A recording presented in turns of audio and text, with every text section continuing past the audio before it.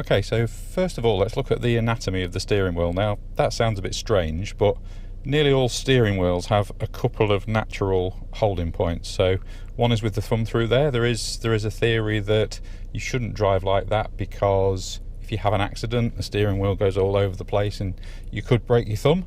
There is also a thumb point here on the steering wheel. So in this car, we've got a nice position there.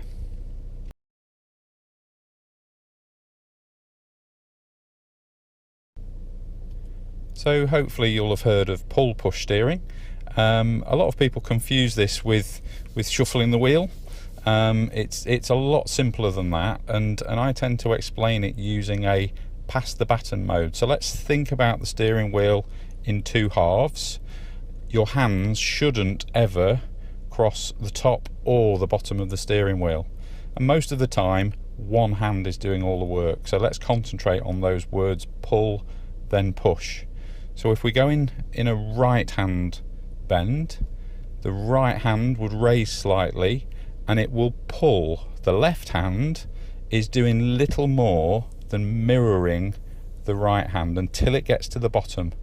This is when we pass the baton, and then this hand pushes and the other one mirrors until we get to the top. If you're a really tight bend, this hand then takes over on the pull. So let's go the other way around, because we've turned the steering now, we are stationary. So left hand bend, pull, push, pull, and back to straight again. So let's actually see that in normal motion. So let's imagine going around a right hand bend and it's fairly tight.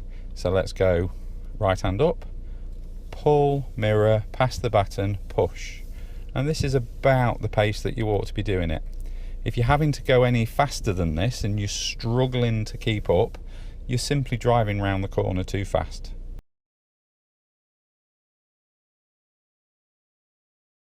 So let's look at what safe and controlled steering looks like, first in a built-up area and then out on the open road. And we are in an automatic car for a start and then a manual. We're now going to enter a very tight left-hand junction, and it's really important that the speed of the car is proportional to allow the steering to take place in a timely manner. We're now approaching a right-hand T-junction that leads into a left-hand bend. Watch how the driver passes the baton at the top and bottom of the steering wheel. As we approach this next left-hander, you'll see that we're using a fixed hand position. This is fine for shallow curves like we see here.